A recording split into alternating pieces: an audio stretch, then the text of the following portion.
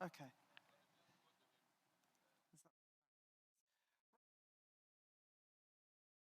you all very much for joining the side event today. We're going to be talking about the new ICI program that will be launching next year, supporting preparedness for Article 6 cooperation, or as we're nicknaming it, SPARC.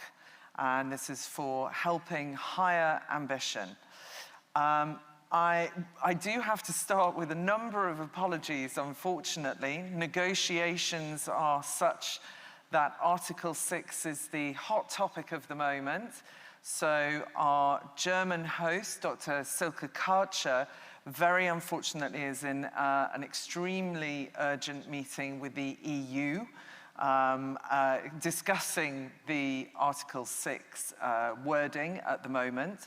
So she apologizes greatly for not being here at the beginning and hopes very much to be able to join towards the end of the session to give her comments on the program. So, with that one change, we will therefore start with a presentation from my colleague and dear friend, Dr. Karen Olsen from UNEP DTU. And this will be followed by interventions and a moderated discussion with the implementation countries that are under this program. So the countries that we are looking at are Colombia, and Dr. Alexea will hopefully be with us later, and or his colleague Adriana Garcia. And then also we are privileged to have Mr. Irfan Tariq from Pakistan. And from Zambia, we have Dr. Alec Muvundika, who has joined us to replace Mr. Irfan Shatima. And from Thailand, we have Dr. Putipa, who will represent the Thai comments. So, without further ado, I shall pass over to Karen, who will be able to take us through a description of the program. Thank you, Karen. Thank you, Fenella, for the introduction.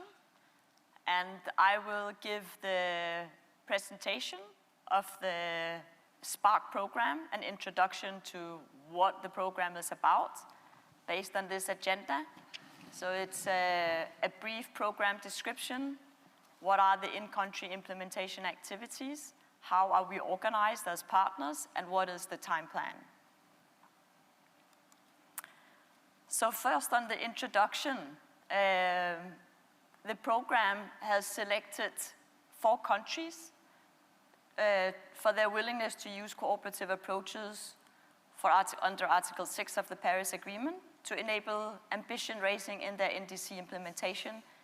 And as you can see from the agenda and from the panel, we have Thailand, Colombia, Pakistan, and Zambia.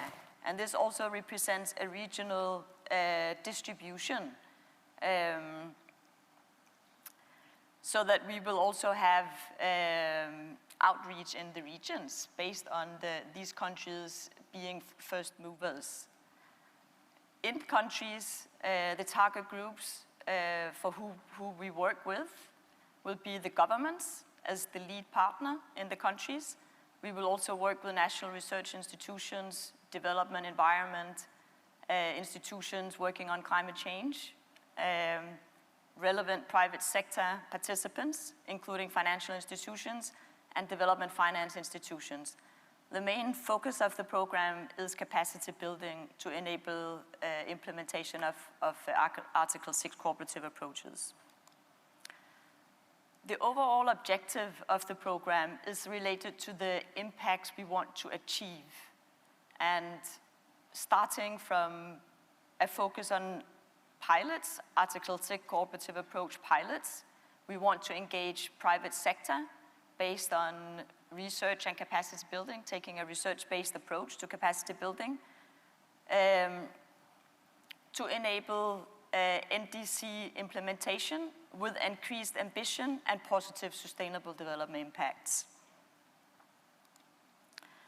activities in the program are overall organized into 2 centrally managed work packages. Hi, how are you? We have a high ambition community of practice to embed national knowledge developed under the program with research, private sector, and in-country partners. And this can loop back lessons learned to neighboring countries in the region. We have a centrally managed toolbox of technical support to develop tools and guidance for consistency in trading across countries and regions, but tailor-made to specific country needs, targeting development of strategies, structures, and approaches aligned with low-emission development long-term plans, methods, and aligning with other carbon pricing mechanisms. The work package to support countries is the in-country implementation, where the program wants to strengthen underlying infrastructure needed for cooperative approaches, institutional frameworks, the long-term planning for mitigation analysis, aligning with SDGs, focusing on institutional readiness, what are the legal and governance frameworks needed to do ITMO transactions, what are the MRV and ministerial coordination needed to transact based on pilots. This will be discussed and agreed with governments, country specific, and we have an inception phase for this.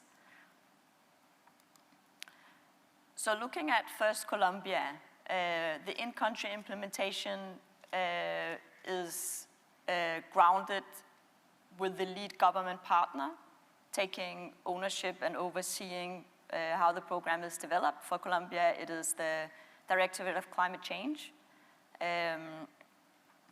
It is also other partners, such as with research, and we will link activities to other ongoing projects, initiatives, and partnerships to enable synergies, mapping what is there, such as the PMR, the NATSAC, German-funded initiative, NDC policy program, and so on. And for the specific activities and outputs that are agreed already with Colombia, it's the aim to have at least 2 pilots by mid-project implementation to support at least 1 planning document, enabling medium and long-term low-emission planning, latest by the end of the project, and also for institutional arrangements to enhance readiness for trading under Article 6. For Pakistan, the lead government partner is the Ministry of Climate Change. There's also a National Committee on Establishment of Carbon Markets, and we map what other activities, projects are ongoing, such as the SIACA by the regional centers led from Bangkok, TCAF, there's an updated NDC, and other initiatives that we will link to identify the synergies. And for Pakistan, priority is to have at least 3 pilots by midterm, and similar, also having planning documents for medium and long-term planning and institutional arrangements to enhance in readiness. For Thailand, the lead government partner is Ministry of Natural Resources and Environment, also partnering with TGO, who's here today, and seeking synergies with ongoing projects related to Article 6. In Thailand, it will be the objective to have at least 1 pilot activity by the end of the project, and to develop planning documents, and to have at least 3 processes for institutional arrangements, enabling setting up the infrastructure for trading. And this will be based on the tools and guidance in the toolbox, adapted to the country-specific needs. For Zambia, the lead government partner is Ministry of Green Economy and Environment, the former Ministry of Lands and Natural Resources, and some of the ongoing projects are the NDC partnership, also the regional center under the Secretariat in Kampala, and other activities funded by BMU. Zambia wants to develop also at least 3 pilots, do 2 planning documents, and have at least 1 institutional arrangement for readiness to transact.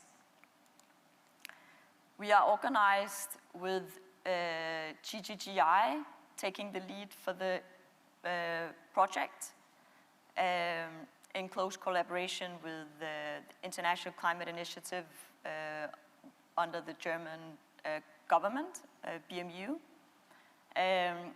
working with support providers such as UNEP DTU Partnership, where I come from, and also other support providers, Carbon Limits, Kommunalkredit, GFA Consulting, and we each have our roles and responsibilities for the various work packages. In countries, we will subcontract national and local partners in based on public procurement in collaboration with the lead government partner. The time plan is that we expect to start early next year and implement over the next 5 years.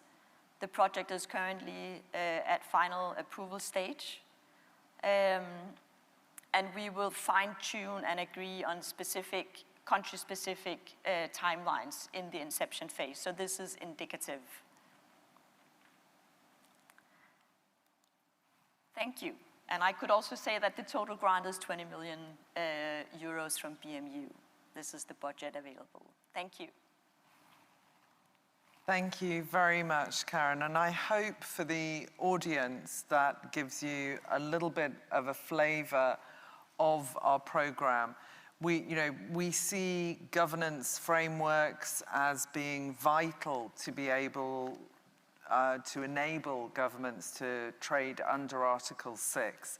As we've heard from numerous presentations already, it's not the same as CDM. There needs to be a lot more government involvement, so we need to help host country governments set up the who, the where, the what, the why of institutions to be able to decide on Article 6 strategies, to be able to decide on approval processes, to work out how programs will work between ETSs and international trading.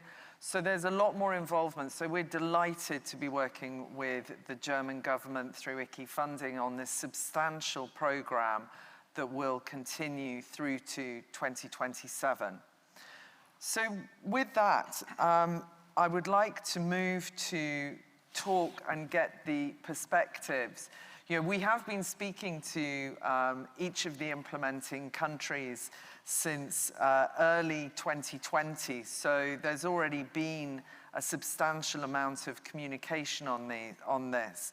And I'm delighted that our first speaker will be Adriana Gutierrez from the Colombian government, who I must admit, she's had to get up very early in the morning in Colombia, whilst I've stayed up very late in the evening in Seoul to ensure the time zone coordination for numerous calls. So if we can take the first comments from you, Adriana. Thanks.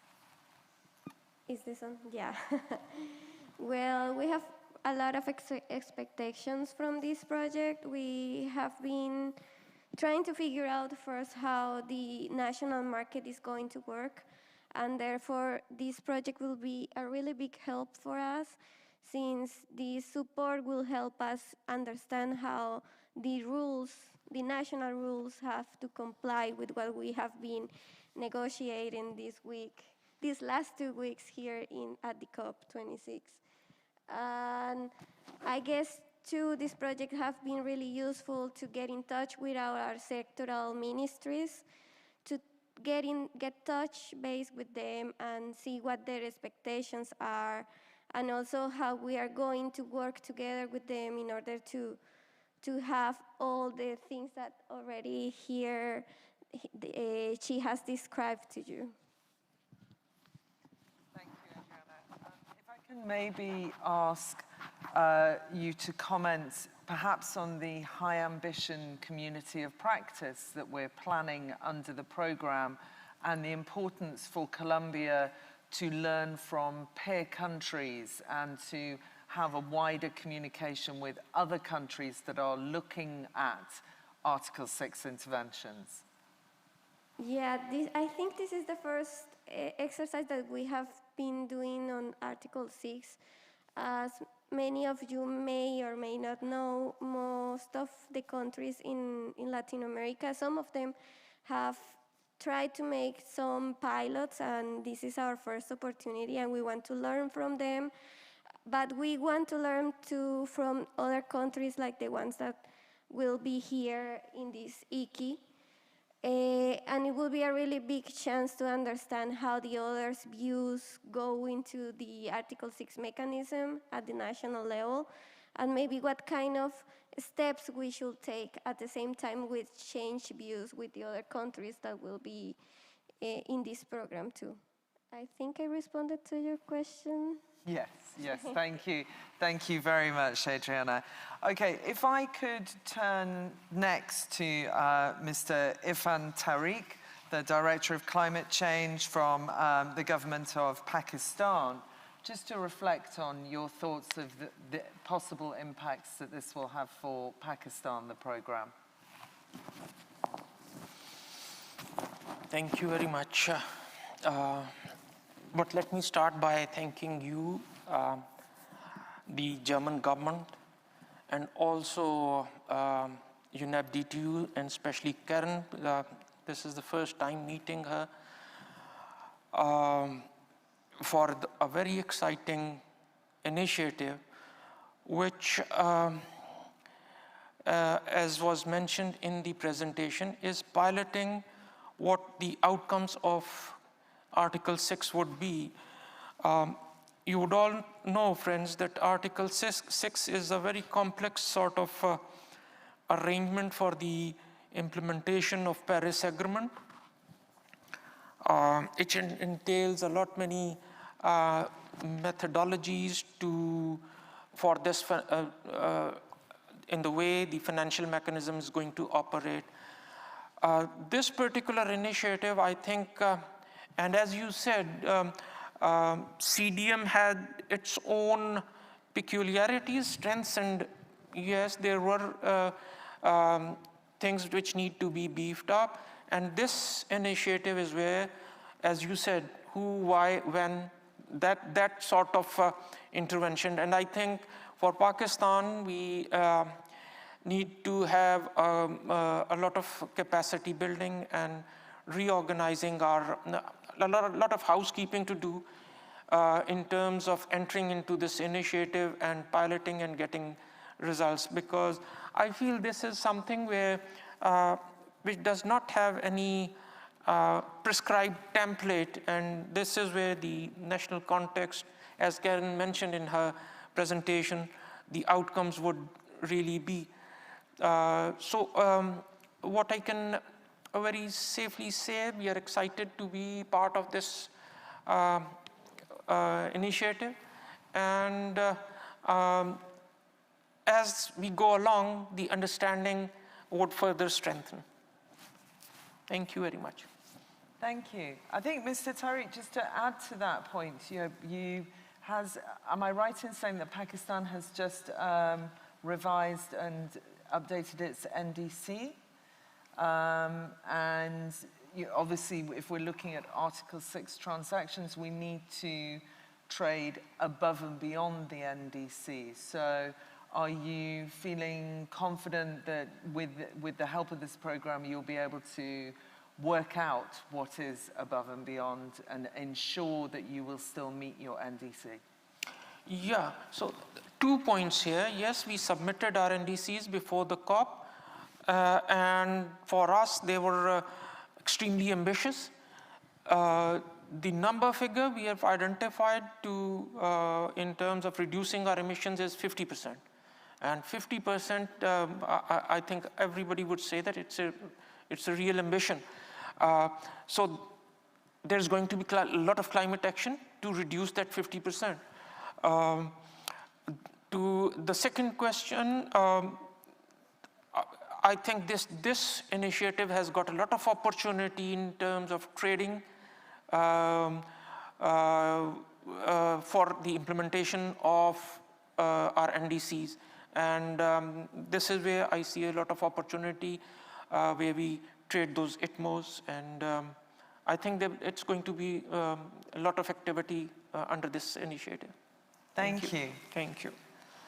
That's great. And congratulations on issuing really a very ambitious NDC. Thank you. I think, lessons for all of us there. So may I move on now to Dr. Alec Muvundika, who is a member of the Zambian Climate Change Committee and chairing the Mitigation Subcommittee, for some comments from Zambia on the program. Thank you, Madam Moderator. Maybe let me start by talking about our NDC as well. We submitted an updated one. We maintained the same figure, but what we did is to widen the scope of the sectors. So the initial one had 3 sectors, but the updated one has included 3 more sectors. So we're actually moving towards an economy-wide. Well, as a country, we are looking forward to building on the work done in our renewable energy to access carbon trading, and are really looking for support on how to implement this. Further, in Zambia, the private sector, learning from the lessons from our CDM, hasn't really participated much in carbon trading, and as such, they need incentives. As you are all aware, and as you heard from Karen, we've got a new government which has established a new ministry called Ministry of Green Environment. Mm-hmm. So with that goodwill, we hope, Madam Moderator, that carbon trading could be a trigger to kickstart the participation of the private sector in this market. So much as we know the mechanics of the Article 6 negotiations, we don't know if agreement will be reached here, but we hope with these pilots that we are starting, maybe they could just be the key to unlock these deadlocks which we are facing in these negotiation rooms. Thank you. Certainly, thank you very much for that, Dr. Muvundika. And you're right, we continue to cross fingers. I think our fingers are getting a little tired now, and after about 10 days, but I'm enthused with and encouraged by the fact that, if anything, the mood remains and is becoming increasingly positive on that. I think Zambia is an interesting country in the sense that it's a country of low emissions traditionally. It has key areas which are tough to reduce emissions in, where there are emissions, the mining sector.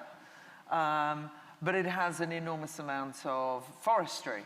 So, and it's also, if I'm not wrong, part of the Southern African power pool as well, yes, looking to develop a lot more renewable energy. That's right. What are the sectors that you've added in the NDC, and where are you thinking that you're going to really try and increase your emission reductions?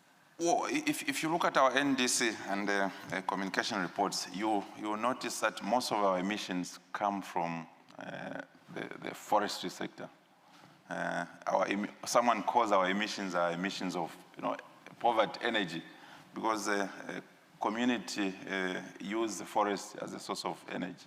So that's one sector that has been included, and we hope to do a lot in mitigating emissions from that sector. Mm-hmm. Yeah. Mm-hmm. Okay, fantastic. Well, now let me move to the 4th and final country within the program, Thailand, which I think maybe has a slightly different perspective and a different approach of what the needs are. So I'm delighted to be joined by Dr. Putipar from TGO, the Thailand Greenhouse Gas Organization.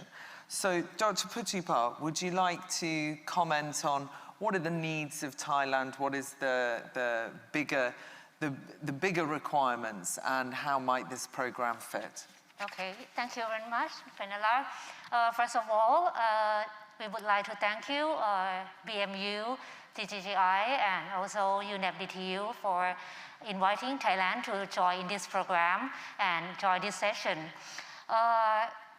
Thailand, we recognize the important role of market-based cooperation in promoting climate action and express our updated NDC.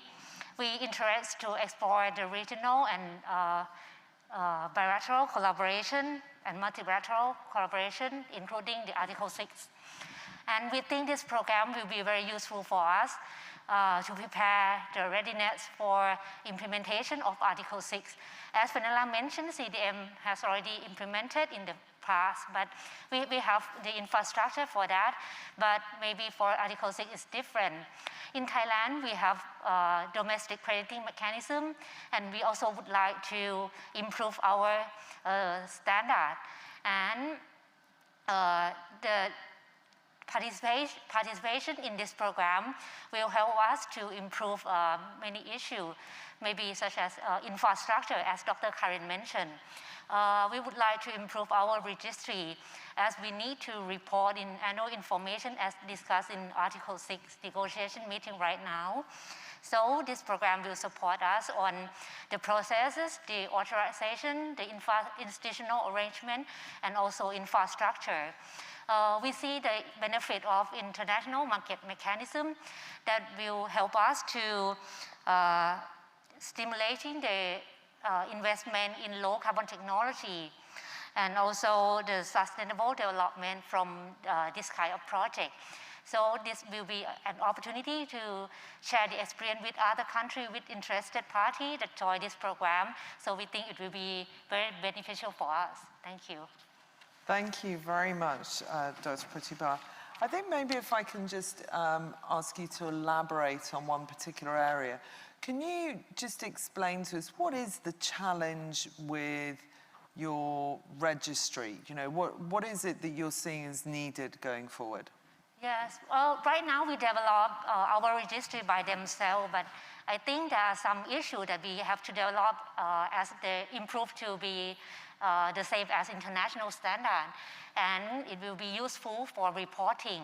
So if we have the guidance or guideline from the CMA on the annual information reporting or other issue that we need to report, the registry system will help us on this issue. Thank you.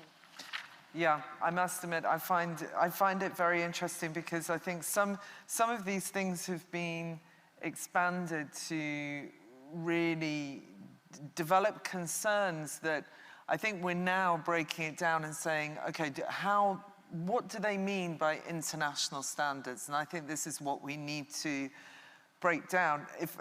I mean, I remember being told actually at the beginning of the CDM days, Norway actually confessed to me that they ran their register on an Excel spreadsheet for quite a few years. So I think there's the possibility of maybe keeping it simple initially, but I think it's really important that these programs are needed to be able to confirm that, to be able to give confidence to countries of exactly what is needed in country, to then be able to link that with the Article 6 database reporting and then onwards to the BTR to allow the inventories and the databases to link.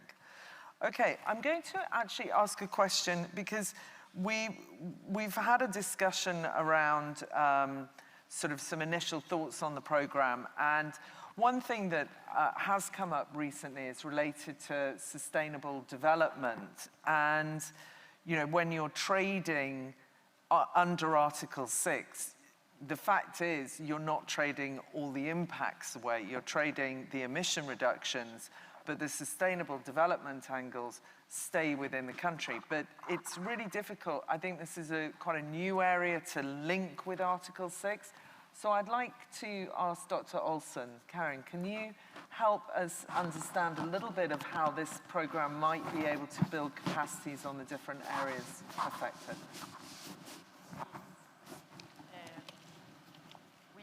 That under the toolbox, there will be provisions for development of guidance and tools to help countries assess both the emission reductions based on methodologies for accounting for the units of emission reductions, but not only that.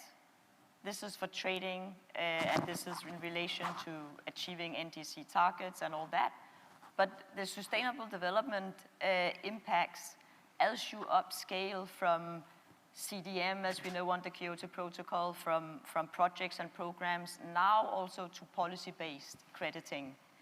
There's also the sustainable development impacts are at scale, higher scale, and will touch upon key issues such as just transition in the energy sector, the jobs. If you ban coal, for instance, or this is just an example, but if you increase ambition in your mitigation actions, it will also have higher impacts for sustainable development. And in the past, in the CDM, there was a voluntary tool made available to parties who needed it, but this was before the 2030 agenda was agreed in 2015. So today we have a global language, you could say, for assessing sustainable development. And I recall that in Pakistan, the 2030 agenda has become the framework to report and talk about sustainable development impacts. So mapping the synergies and linkages, and it's not only synergies, it could also be negative impacts for sustainable development. It is something I think is increasingly important. It is increasingly recognized how much it matters for well-being, for air quality, for health impacts, for so many things. And it is also, for those that follow the Article 6 negotiations, I have seen that in the text, there are now provisions to assess for the supervisory body to help develop such tools. So I expect it will also be something the program can support countries to assess. Thank you. Yeah, and talking about the text, actually, we're very delighted to see that the text of Article 6 now also includes the requirement for capacity building. So, yeah, very encouraging to make sure that we're not expecting everybody to be left on their own to try and work out how to do these transactions. So, I have a few questions, and following these questions, we would like to then take some questions from the audience and see if there are any further queries. So I'll start by turning to Dr. Putipar again, Thailand. You know, we know that governments can't complete all the actions needed to reach global emission targets, and we must involve the private sector. And we've heard exactly the same from Zambia today as well. In Thailand, what are the greatest challenges to mobilizing private investment? You know, we know you have a thriving private finance sector, but how to make that move into greener activities? In Thailand, we try to talk with related agencies to get the incentive for private sector to involve in greenhouse gas emission reduction project. We try to talk with the bank, the public and private, the commercial bank, to ask them to focus on the renewable energy or greener project. Try to make them raise the awareness on this issue and also give the investment to the private sector to join on this project. Thank you, thank you. I think this is, you know, for the banking sector, which is very liquid and very vibrant in Thailand, sometimes it's that risk, isn't it? It's that perception of risk that they're thinking it's new, I don't understand it, there's not enough projects operational in the country, so I can't estimate what my possible loss might be or confirm that that would be my returns. So the capacity building not only within the public sector, but also must be in the private sector. You agree? Yes, yes, I couldn't agree more. We have to build capacity to all stakeholders that are involved in this kind of project, so they know the importance and how to deal with this issue.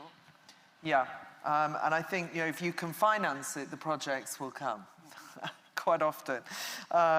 Okay, if I can turn now for some comments from the Zambian point of view. You know, Dr. Muvandika, what is Zambia's approach to Article 6 at the moment? What are the thoughts from the country? Well, when it will be agreed, basically we expect the three broad issues to take center stage. And the first one, of course, is reducing emissions. The second will be mobilizing resources, and that's where the private sector comes in. And the last and more important to us is the contribution of Article 6, either in 6.2 or 6.4, to contribute to sustainable development. Because this is where you have core benefits, where communities that will be living in areas where these projects will be undertaken, especially under 6.4, they will need to see benefits accruing on the ground. So in a nutshell, we certainly need to see these broad areas achieved whenever the Article 6 will be agreed. But also, in addition to that, as a country, there is a great need for us to improve the assessment of mitigation measures. This will increase accuracy of the GHG mitigation potential. Further, with that, you know, there's a need to also do a cost-benefit analysis of these mitigation potentials. So definitely we would need both financial resources and also capacity to be built to do these issues that I'm talking about. Okay, thank you very much. That's fantastic. If I can just press you a little bit, the Billion Trees program. What is the Billion Trees program, and how might that feed into? In fact, I'm so sorry, I've made a mistake on that one. That's actually, I meant to pass over already to Mr. Tariq, if you can help explain the Billion Trees for the Spark program and how this might fit together. So thank you again. And the Billion Tree program is a plantation program where we are committed to plant 100 billion trees. Sorry, 10 billion trees. And this year, on the World Environment Day, the Prime Minister of Pakistan planted the billionth tree. So we have completed 1 billion, and there are 9 yet to go. As you know, plantation is both a mitigation and also an adaptation activity. So what we see is the mitigation part of this program can be linked with the cooperative approaches, where we can trade the emission reduction targets. Just a point to note that we have got both public sector and private sector engaged in this project, and it has multiple benefits in terms of livelihoods and engaging both rural communities and women and other segments of society. Thank you. Thank you, Mr. Tariq. And I think it's an important point to mention on the Spark program. Nearly all, if not all, current Article 6 piloting programs or initiating programs currently exclude AFLU or land-based activities. And there's a lot to do with, you know, if you're trying to do the first thing, just get a trade with least resistance, and using the CDM methodologies is seen as perhaps something with least resistance. But I think we have recognized, and it's great the BMU have also, in the German government, have recognized the importance of land-based programs. We know the extent of this for Zambia, for Pakistan, for Colombia. I think, if I'm not wrong, Adriana, the Colombian NDC, 50% is going to be from forestry. So these are critical areas. So I think that's worthwhile noting. So I think now if I can move to you, Adriana, for Colombia, I think we've had conversations before about the importance of the order of what needs to be done. And I know that you're currently looking at a regulation that is related to carbon trading. Can you explain a little bit, what does that regulation do? And what is the importance of bringing it in now? Yeah, well, Colombia has been developing from maybe 2017 or so its national carbon markets, and that's why we have been trying to go into the elaboration of the best regulation that we can have. It will never be perfect, but we are currently trying to improve the national regulations. We have had many things that we learned during the process of the voluntary carbon market, and we are going also into a mandatory carbon market from 2025. So this carbon market regulation framework is a really important thing for us, and more if we have now an Article 6, so we are going to have it. So we have to have a really secure way of knowing where the units are going to go and from where are going to go and how we are going to give the authorization. That, as many as you might know, that's something that is part of the text that's in the Article 6.3. And that's something that is also inside the text that are right now being negotiated. Next year, we are going to go into the developing of the regulation for Article 6, but at the same time, we're going to be trying to get some more technical inputs, such as the carbon budget and the trajectories and the implementation plan of each one of the measures that we have in the NDC. Thank you very much. So I think we've heard from each of the countries and also an overview of the program. So again, this is looking at tying in Article 6 to countries' long-term national objectives and plans. It's helping to set up the institutional arrangements. So this is whether it is through helping and supporting regulation to work out who is going to authorize the programs and projects and which ministries are in charge of approvals. It also contains within the toolbox aspects of being able to work out how to set an Article 6 strategy for any project developers in the audience. The Article 6 strategy is designed to be the document that will help activity developers decide whether what they are planning on doing will be eligible for Article 6 transactions, and the government would be likely to authorize them for ITMO transfer. We've seen, initially, for example, one country, Peru, has decided that any project that brings in new technology to a country could be authorized as an Article 6 transaction, and that is now going into regulation. It's also there for not just the capacity building, but the learning by doing. So here we have the pilot and initial trades.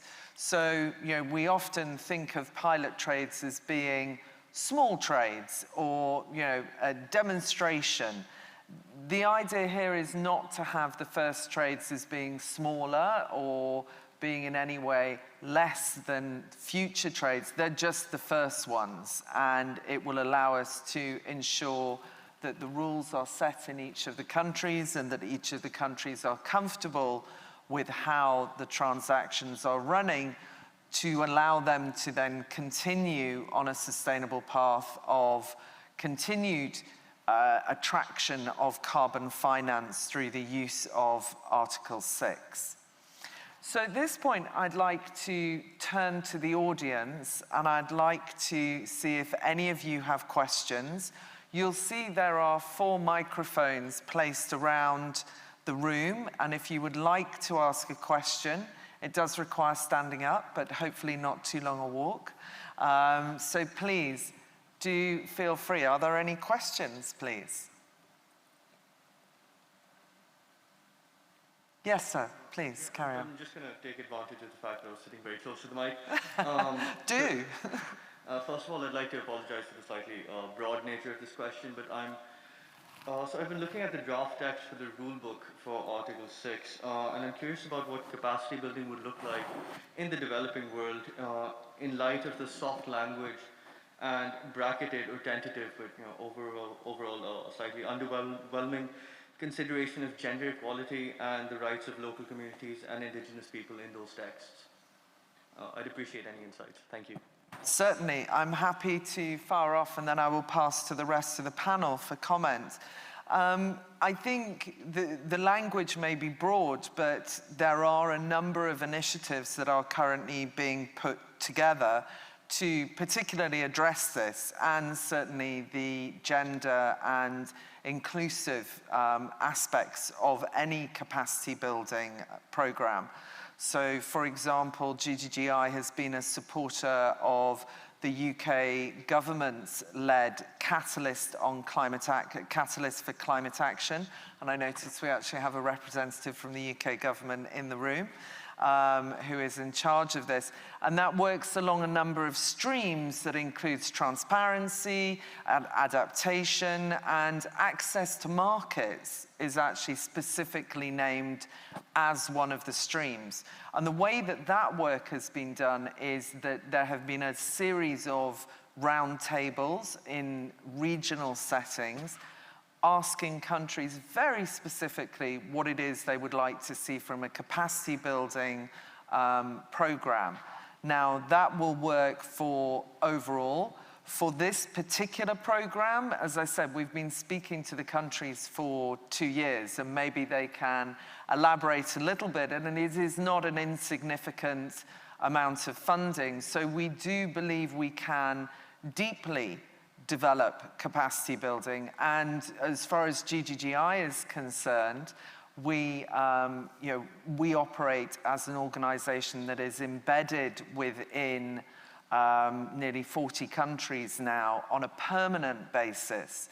So we believe that our capacity building is not only done for workshops and the traditional methods, but also the water cooler moments and the continual conversations. But let me turn to the rest of the panel for that question, and then I'm delighted that Dr. Karcher has managed to make it from the negotiations, and she will be able to make a comment after we've covered this question from other aspects. So maybe from a Zambian point of view. I mean, that's a good question. But for us as Zambia, I think we'll build on the lessons that we learned from the CDM. As a country, before approving a CDM project, we had what we called a criteria. But that criteria, will now have to be revised in view of the issues that we've just mentioned. We'll have to include the involvement of local and indigenous people. How does that project benefit the local and indigenous people? And of course, there was another issue you talked about.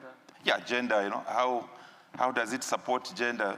Those are the issues that we'll need to build on in our existing CDM criteria. So it's a very good question, which will actually help us also have a robust criteria when approving a potential Article 6 project. Perfect. Adriana? Yeah, I just want to add, if you have maybe seen the progression of the text, before it was quite weak how we were mentioning human rights and the rights of local communities and indigenous people. And that's something that we were trying to push to be in the text. And as you have seen too, we have tried to have the involvement of many kinds of communities, so also the vulnerable communities, and that's why we rephrase the paragraph 11 from the Paris Agreement. Fantastic. Mr. Tariq, from a Pakistan perspective. I think since we are, this whole initiative, the difference between CDM and this particular Article 6 initiative is CDM was a project-based activity, and as Karen said, this is a policy recommendation coming in, and it's a whole of society approach. So my understanding is that we need to have capacity building not only in what you referred as traditional methods or workshops, and it is a continuous process. And that continuous process should now engage with the communities where we are empowering them for that matter to trade, and trade in a commodity which they can't hold or see. So I think there's a lot of capacity building, not only communities, ourselves as well. Thank you very much. Yeah, thank you. Maybe if I can ask Karen a comment from yourself, as you have a lot of work at UNEP DTU involved in ensuring gender and indigenous people's capacity building.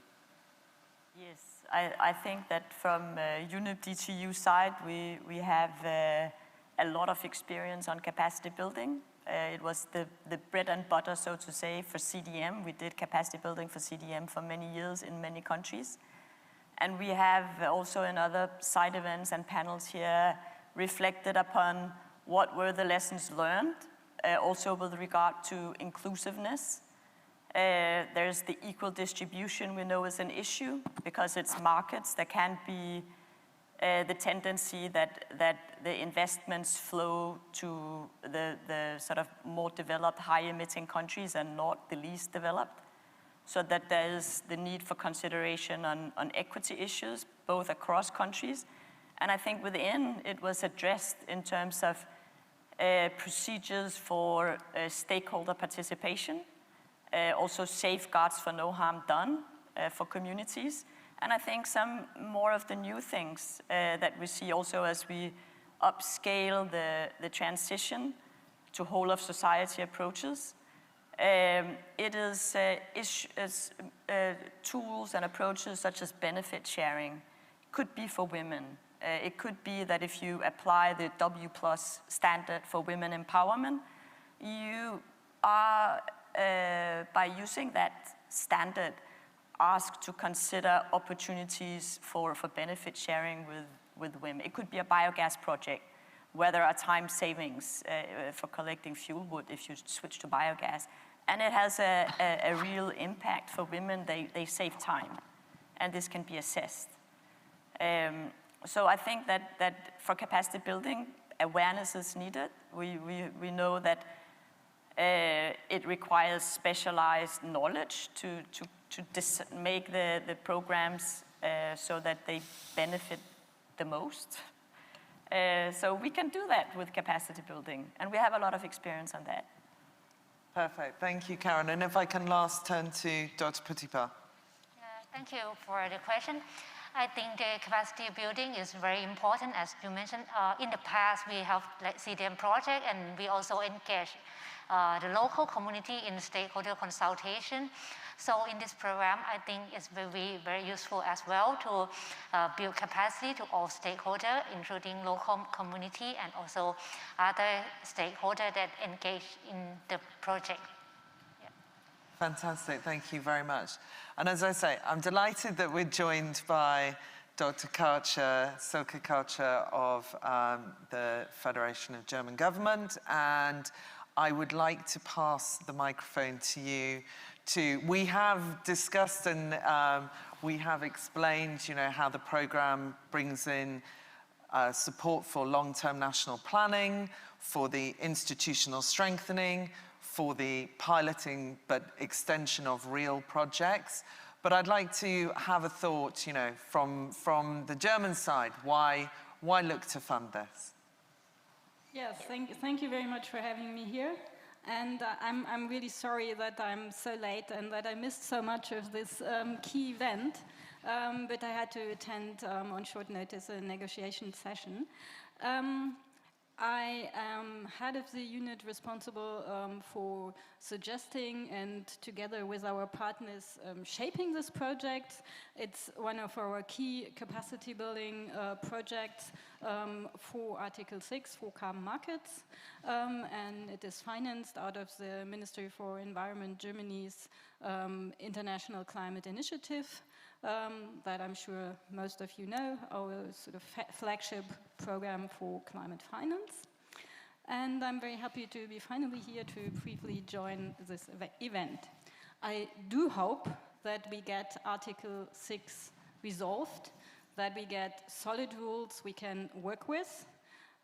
This project will go on even if we don't, and then we'll have to work with what we have and make it work, but I'm very confident that this time we'll get it done, and what I see in the negotiation rooms is that all parties really, really want to get it done. So, but do still keep your fingers crossed. What we want to do in this project is work on strategies to get NDC alignment, because the really important thing about Article 6, it's not like individual CDM projects that can or cannot go on, but it's really important to have this aligned with the NDCs, and the host countries, the partners, play an ever more important role than they have in carbon markets before. It's not just allowing projects, but it's forming a strategy how to combine domestic action with action financed via markets to achieve the most ambitious climate protection outcomes. And what we like to do is optimize the potential for ambition, optimize the alignment with the host country's strategies, while minimizing the risk for host countries, the risk of always selling or investing in the wrong strategies. And I think this project has a unique chance to highlight the paradigm shift that we must see in the carbon market. Because what we've seen with the CDM was the harvesting of the low-hanging fruit. And that was good, because the low-hanging fruit need to be harvested. It would be stupid not to harvest them. And the CDM really helped to make them visible and helped to harvest them. But now we have a completely different kind of carbon market, because all countries have their own ambitious NDCs. And if carbon markets can do something, if they have any additional emission reduction to sell, those are emission reductions that are on top of an already ambitious NDC. So those are not the low-hanging fruit that we know from the CDM anymore. Those are the high-hanging fruit, the added on, the one step more of ambition. So we need strategies for that. We need to see, okay, which sectors are appropriate for that in various countries, because Thailand, Colombia, Zambia, Pakistan, they won't have the same sectors where that would make sense. So look at sectors individually where this added ambition makes sense individually for the countries, but also look globally. Are there sectors where this would make sense in many countries so that we could have a much quicker scale up to find solutions that maybe not one size fits all, but that could be like pre-packaged and then custom fit to different countries. So that's another, I think, very important element of this project. And maybe to finish with some more personal line, we've been working intensively already in the preparation with all the partners. And it has been really a great joy to work with Thailand, Zambia, Pakistan, Colombia, because we've had these really intense discussions about the shaping of the projects that already sort of started the discussions that we need to have. And it has been really a great pleasure to work together with all of you. And I'm so much looking forward to continue this close cooperation. Thank you for being here. Thank you very much, Dr. Karcher. I'd like to turn again to the audience. We have about 10 minutes left for questions. So I see someone jumping to the close mic. This is obviously the popular one. Number 1 mic. Okay, please, fire away with your question. Yes, thank you all so much, first of all. My name is Michaela, and I'm from Indiana University in the United States. I'm interested in observing the dynamics of Article 6 with regards to emerging economies and developing nations.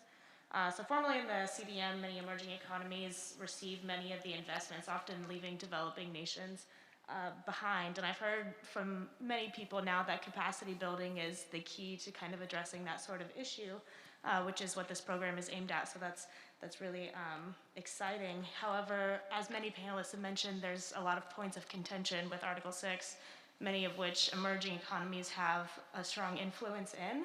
And so I'm wondering if any panelists could offer a discussion of if you believe that capacity building will be enough to address this issue, or if the political outcomes of the Article 6 negotiations present barriers for the less developed countries that capacity building doesn't address with regards to attracting more investments specifically to the least developed nations.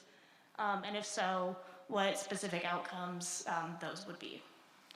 Okay, shall I just shorten that a little bit to say, is capacity building going to address the need, the ability for flows of carbon finance into countries through trading that perhaps CDM didn't? Would that be a good summary of your question? Okay, so let me turn to, anyone want to jump at that one first? Adriana, you've grabbed the mic. That looks good. I will make the first try. To answer your question, it is important to understand what the Article 6 is, right? Article 6, in its Article 6.1 says that the markets have to help enhance the ambition and protect the environmental integrity, right? So those are the main goals of the carbon markets under the Paris Agreement. And therefore, if we retake what Fenella was saying at the beginning, that the results of the text have been so far, it means that anything that we will do under the carbon markets, it doesn't matter if it is 6.2 or 6.4 or 6.8, it will be to go beyond the NDC. And what that means is trying to go beyond the capabilities that already the countries have. So in some sense, it will enhance the technology or any other kind of capacities that the countries have to develop. Thank you, Adriana. And I think you bring in one point there that's very interesting, that defining capacity. It's a little bit different than, a lot of people think about it's just knowledge, but it's more, it can be much more practical than that. It's actually having the processes, the reporting, the ability for technical systems in countries, technology to do more projects. So if I can maybe get a comment from Mr. Tariq. Thank you very much. I think this question provides a basis to move forward, and I totally agree with Colombia. The second point, I just want to highlight how we are moving forward. And in Pakistan, we have established a national carbon market committee, which has to define the roadmap, how to inject this in our planning process, one. And second, we have also identified which sectors to pilot first. The most low-hanging ones, where this can be easy go. So, I think that's the way we are trying to approach this issue. I think maybe one observation could be, also be that if you're saying it was emerging, I'm not going to make any labels about the countries that are sitting here and how they define themselves, but I think you may take the observation that you have a global spread. It is not stuck in a region. It is not stuck at any particular economic level. Everybody is starting at the same point now. I think we have learned something from the CDM, and we don't wish to repeat that going into the Paris Agreement. But Silke, Dr. Karcher, please.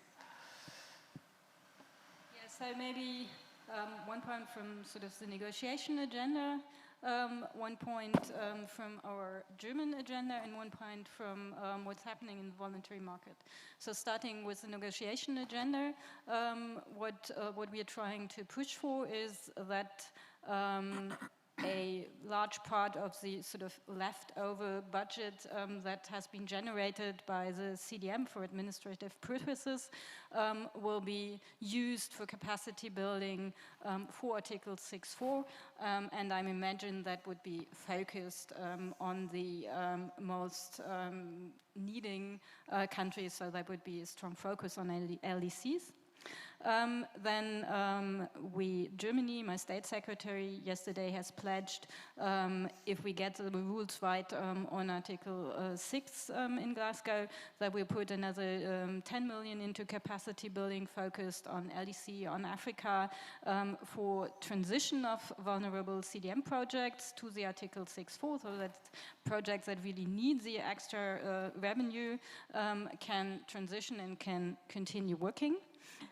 So I think capacity building is really important, and that's not just capacity, that's capacity building for the projects, because they have to do all this documentation, and it's capacity building for the administrative infrastructure, because you have to have the people in place and the structures in place and the documents developed to do all these approvals, etc. Because, as I said, the host countries are more important, and so we have to help empower them. And the last point is what we've seen in the voluntary market over the last few years. So the voluntary market has been the driver of what was still happening really in the market, because there weren't any compliance bias anymore, and we've seen that there was a movement away from strong emerging economies to sort of close to community projects in Africa and in LDC, like projects that benefit women, like household biogas, like solar energy for villages so that children can study at night. Improved cook stoves, still also important, saves a lot of time for women and makes their life much healthier, inhaling less smoke. So, and sort of these small-scale projects, programs of activities, have been gaining a higher percentage than they had before, and also the percentage of projects registered in Africa has been higher in that sort of voluntary market-shaped time. And my expectation would be that the near future will also relatively strongly be shaped by the voluntary market. And the voluntary market will look into co-benefits and will look into what do, say I am a company and I want to say I'm carbon neutral. So what would my clients, my customers like to see in terms of compensation projects? And I think there would be a strong case to say we want to help those who probably need most help, and not just go into emerging economies, but go into LDCs as well. Whereas I say companies that are actually investing in and producing in certain emerging economies, they would do some project there sort of close to their bias. So I think there will be a chance to have a more level playing field and have a more even distribution. Brilliant. Thank you very much, Dr. Karcher. And I think you mentioned an interesting thing about the voluntary market to compliance market. From a trading background myself, I think part of it's due to price as well. Just as the LDCs were coming in and the the developing countries were picking up their activities in CDM, the price fell off. And that was when many programs ended up then, after a delay, switching over to the voluntary market. So it was slightly a timing issue, which they're trying to make sure that supply and demand may not be susceptible to the same issues. And this is regarding the rollover from CDM to Paris, but I leave that for the negotiators. Maybe, Dr. Putipa, do you have a comment on the capacity building and gender aspects? I'm not quite sure that I catch your question clearly, but I think for the Article 6, even though 6.2 or 6.4, capacity building is needed for many issues, including reporting or developing of the project or the MRV system that we have to track the greenhouse gas emission reduction. So I think this will support country to help global in reducing greenhouse gas emission. Fantastic, thank you. And lastly? Yes, I think the issue of capacity building under Article 6 or its importance cannot be overemphasized. We really need to build capacity, at a national level to avoid double counting. For instance, these technical committees need to know how to grant corresponding adjustments to avoid double counting for these ITMOs. We don't want a country to have transferred units, which they will again count on their NDC. So that will call for capacity to be built at a local level. So really the issue of capacity building cannot be overemphasized, within Article 6. Thank you very much. Well, we have just over a minute left, so I think I shall pass back to Dr. Karcher to close for us. Well, that's a bit difficult because I haven't really heard the whole discussion, but judging from the last bit of the discussion, this has been really intense and inspiring side event. The audience looks a bit empty because there are so many empty spaces because of COVID regulations, but considering there's actually quite a lot of people, I'm sure we're also joined by a larger audience online. And so I'm really happy so many of you could participate in this kickoff. I'm looking forward to continuing the cooperation with all of our partners, and yeah, let's start getting into the concrete things. And please do follow what we are doing. Thank you very much for being here. Thank you.